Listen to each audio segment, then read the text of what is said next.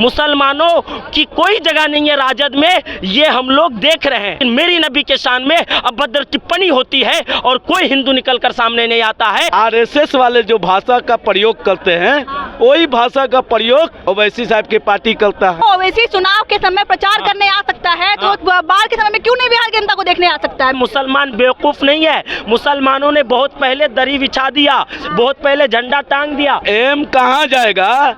ये कोई ठेकेदारी लेके ना बैठा हुआ है कोई पार्टी कि एम कहाँ जाएगा। मुसलमानों के हितैषी है तो फिर वो हिना साहब को राज्यसभा क्यों नहीं भेज दी 2019 के बाद? तलवार के जगह कलम पकड़ना सीखिए। कलम जिस दिन आप पकड़ लीजिएगा ये पाखंडी नेताओं का सफाया बिहार से हो जाएगा। चुनाव लड़वाएंगे वो लड़वाए ना, लेकिन मुसलमानों के वोट के भरोसे ना लड़वाए। देखिए, जैसे ही हम बिहार में राजद का नाम सुनते हैं तो सबसे पहले जो है कान में जो है गूंजता है वो MY समीकरण, क्योंकि उसके वजह से राजद जाना जाता है। लेकिन अब जो है नज़ारा कुछ बदला नज़र आ रहा है। जहां MY समीकरण की बात करते हैं तो ओवैसी जो है M को तोड़ने की बात करते हैं और अब नया नाम आ गया है प्रशांत किशोर। प्रशांत किशोर बार बार ये कह रहे हैं कि जो M है यानी कि जो मुस्लिम समाज है उन्होंने राजद का झंडा जोड़ने का जो है ठेका नहीं लेकर रखा है और अब वो अपना हक मांगेगा राजद से। आपको क्या लगता है, जनता की हम बीच है, जनता को क्या लगता है कि आपको जो MY समीकरण कहा जाता है यानी कि मुस्लिम यादव, उसमें से M जो है वो किसके तरफ देखेगा राजद को छोड़ करके, ओवैसी के इधर या प्रशांत किशोर के? देखिए, राजद को तो M ने बहुत दिनों से देख लिया, अब वो देखने लायक बचा नहीं है। और M जो है मुसलमान जो है प्रशांत किशोर के तरफ देखे, आखिर क्यों देखे? आखिर प्रशांत किशोर ने मुसलमानों के लिए क्या ऐसा किया है कि मुसलमान जो है प्रशांत किशोर के तरफ देखेगा? मुसलमान उस वक्त प्रशांत किशोर के तरफ देखता जब वो मुसलमानों के हितों की संरक्षण की बात करते प्रशांत किशोर। अभी मुसलमानों के जो है हितों की संरक्षण नहीं हो रही है, कहीं ना कहीं मुसलमानों के हितों का जो है उल्लंघन हो रहा है। मुसलमानों के साथ कहीं ना कहीं दोयम नागरिक सा व्यवहार हो रहा है, मुसलमानों के आस्था को ठेस पहुंचाया जा रहा है और प्रशांत किशोर का एक बयान तक नहीं आता है। अभी हमारे नबी सल्लल्लाहु अलैहि वसल्लम की शान में रामगिरी महाराज ने गुस्ताखी की, हमारे नबी की शान में अभद्र टिप्पणी की, उसके बाद फिर यति नरसिंगा आनंद ने अभद्र टिप्पणी की। आपने सुना, ये किसी से छुपा नहीं है, क्या है ना? अभी उसके लिए वो जेल में है कि नहीं है इसकी भी सही खबर नहीं है। उसके लिए प्रशांत किशोर ने अपना क्या स्टैंड रखा है? क्या उसने यति नरसिंगा आनंद के लिए कोई मार्च निकाला? क्या यति नरसिंगा आनंद के खिलाफ उन्होंने कोई बयान दिया कि उनको ये बयान नहीं देना चाहिए? किसी धर्म विशेष के लिए ये बयान उनका काफ़ी निंदनीय है, ऐसा भी उन्होंने एक भी बयान नहीं दिया। उन्होंने कहा कि वो चुनाव लड़वाएंगे। हाँ, और तो चुनाव लड़वाएंगे वो लड़वाए ना, लेकिन मुसलमानों के वोट के भरोसे ना लड़वाए। वो अपना वोट, उनके पीछे जो है मुसलमानों की हुजूम जो दिखती है उसको नजरअंदाज नहीं कर सकते हैं। मुसलमानों का कोई हुजूम नहीं है, वो सब पैसा और थोड़ा मोड़ा लालच देकर बुलाया गया भीड़ है। वो नकली भीड़ करना चाह रहे हैं। नकली भीड़ है वो, क्योंकि आपको पता होगा वो ज़बरदस्ती उनके गुर्गे जो है लोगों के मोबाइल में स्टिकर लगा देते हैं। अभी सुनने को मिला कि गुंडागर्दी की तौर पर किसी के स्कॉर्पियो पे उन्होंने अपना स्टिकर लगवाया। अभी उनकी सरकार नहीं बनी, अभी एक MLA तक नहीं बना, अभी तक उनकी गुंडागर्दी शुरू हो गई है। अगर उनका एक 3-4 MLA बन जाते हैं और सरकार में उनका कहीं ना कहीं पार्टीशन बन जाता है, सरकार में उनकी भागीदारी बन जाती है, तो फिर उनकी गुंडागर्दी तो और बढ़ जाएगी। अभी तो उनका एक MLA नहीं है तो ज़बरदस्ती मोबाइल में पकड़ के स्टिकर चिपकाते हैं, बाइक पे स्टिकर चिपकाते हैं, स्कॉर्पियो में स्टिकर चिपकाते हैं और मुसलमानों के वोट को साधना चाहते हैं। मुसलमान बेवकूफ़ नहीं है, मुसलमानों ने बहुत पहले दरी बिछा दिया, बहुत पहले झंडा टांग दिया। अब मुसलमान उसी के पीछे आएगा जो मुसलमानों के हक की बात करेगा। कौन हो सकता है? वो ओवैसी है, जाहिर सी बात है। AIMIM मुसलमानों के हर मुद्दे पे वाली पार्टी कही जाती है उनको। सड़क से लेकर सदन तक MIM खड़ी है। हैदराबाद की पार्टी कैसे हुई? वो पूरे कहना कहीं भारत में अभी इलेक्शन वो पार्टी लड़ रही है। महाराष्ट्र विधानसभा में उनका MLA है, बिहार में उनका MLA है और बहुत जगह उनका MLA, तो वो हैदराबाद की पार्टी कैसे हो गई? इंशाअल्लाह आहिस्ता आहिस्ता वो पार्टी पूरे बिहार में भी जो है कहीं ना कहीं विधानसभा इलेक्शन लड़ेगी और बिहार में सरकार का हिस्सा बनेगी।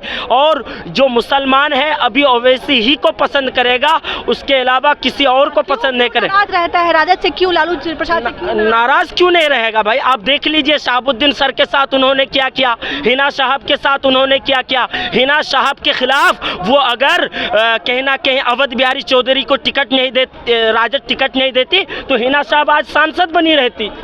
तो कहीं ना कहीं मुसलमानों के साथ और हिना साहब के साथ जो शहाबुद्दीन पार्टी के फाउंडर मेंबर है, उनके साथ जब उन्होंने ऐसा व्यवहार किया तो आम मुसलमानों के साथ उनका व्यवहार आप जान सकती है। वो मुसलमानों का सिर्फ इतना ये राजद समझती है कि मुसलमान जो है नारा लगाने के लिए है, मुसलमान झंडा ढोने के लिए है, मुसलमान दरी बिछाने के लिए। सिद्दीकी, कारी सोहेब जैसे बड़े बड़े नेता, दिग्गज नेता, मुस्लिम नेता राजद में है। ये सब सिर्फ मखौटा है, दिखाने के लिए है, मुसलमानों को बहलाने के लिए है, फुसलाने के लिए है।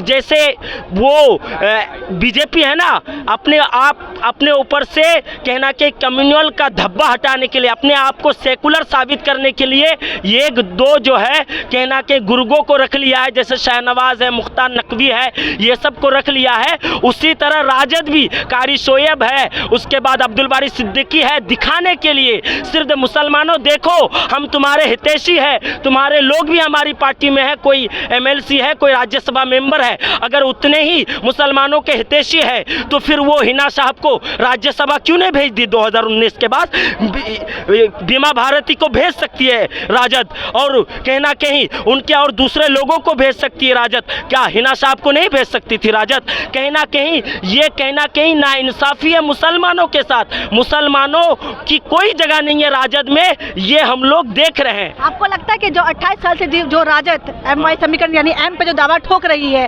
वो M इतना जल्दी उनसे रूठ होकर चला जाएगा? निकल अभी देखा ना आपने, किशनगंज में तो देख ही लिया अवाम किस तरह राजद से, जो राजद का 4 बार का 5 बार का विधानसभा सीट रहा है कन्फर्म, वहाँ पे जो है MIM का कब्जा हो गया।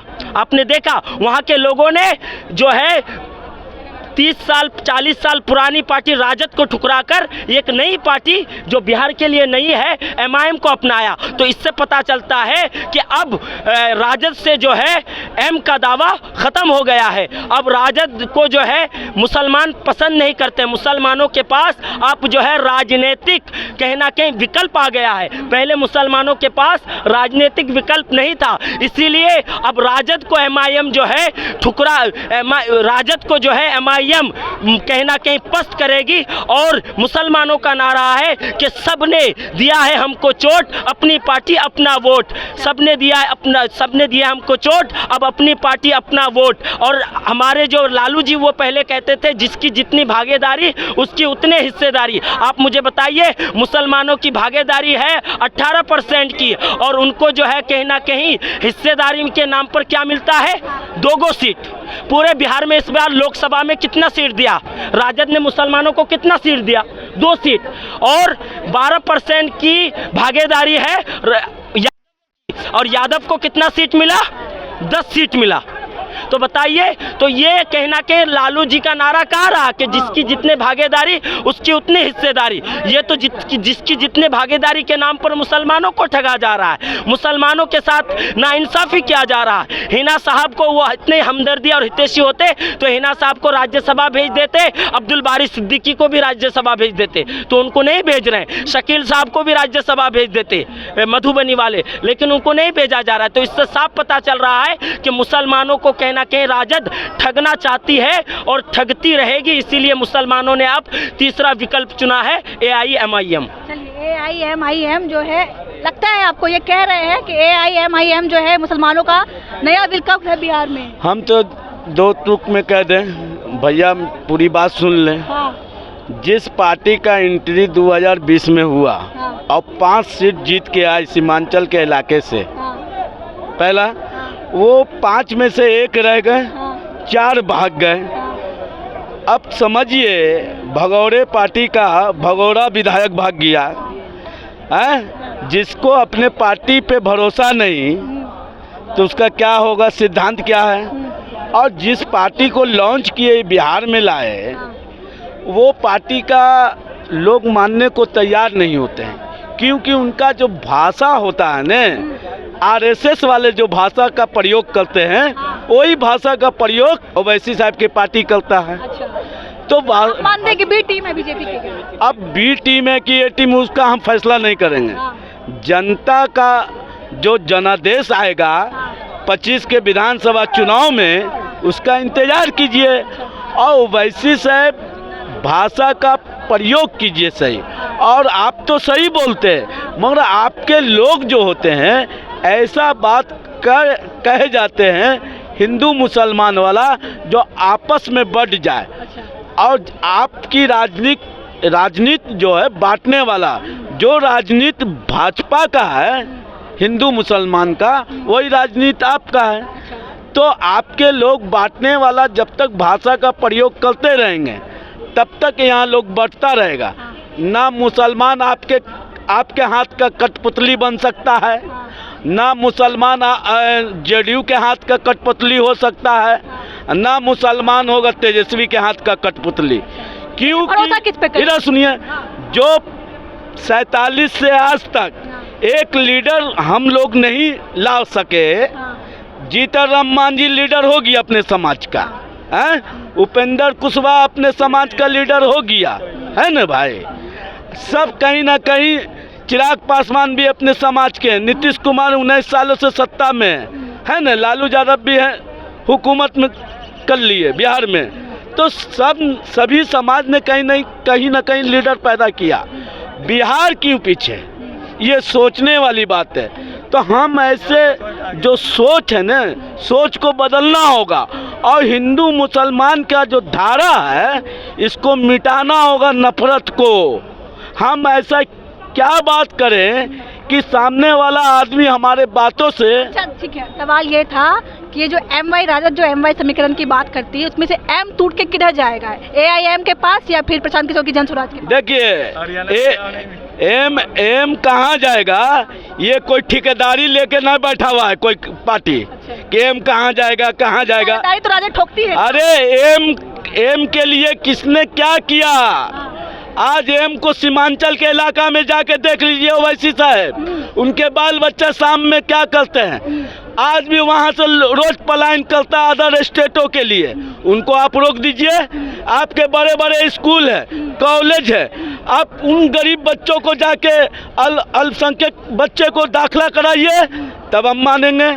आप क्यों बात करते हैं भाई, शिक्षा की बात करिए, रोजगार देने की बात करिए, इंडस्ट्री लगाने की बात। आज उत्तर बिहार में पूरा सीमांचल डूबा हुआ, उसको देखने वाला कौन मिलेगा। आप उसके लिए क्या पैकेज तैयार किया चुनाव से पहले? आए हैं ये आए हैं, वही पूछ रहे हैं। हम तो देखा ही नहीं। आप नहीं देखे हैं? हम देखा ओवैसी साहब आए हैं, आप कह रहे हैं सीधा मुख्यमंत्री बना देंगे, एक बार तो आए नहीं बाद में देखने के लिए। ओवैसी साहब नहीं आए हैं। हाँ। क्या मोदी जी पूरे इंडिया में घूम घूम के तो सुनिए, तो जिस तरह ओवैसी साहब वहाँ से नहीं, लेकिन ओवैसी साहब ने अपना डेलीगेशन भेज दिया। अच्छा। अपना वफ्द भेज दिया। उनका कोई मेमोरेंडम भेजना था। मेमोरेंडम नहीं, उनका डेलीगेशन, उनका आदमी हैदराबाद से आया हुआ है, पूरा देख करके मुआयना करके और रिलीफ फंड देकर गया।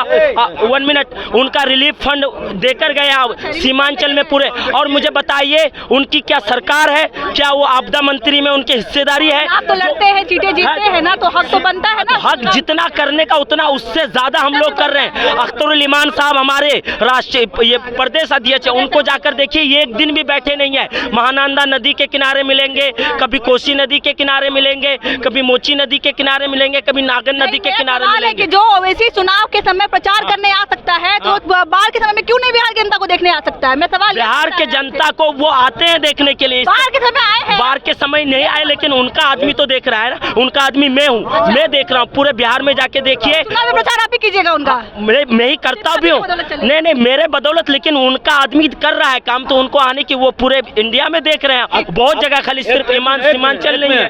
अख्तरुल इमाम साहब का हम कह दें, वही किशनगंज लोक संसदीय क्षेत्र है जहाँ से डॉक्टर जावेद दूसरी मरतबा MP बना।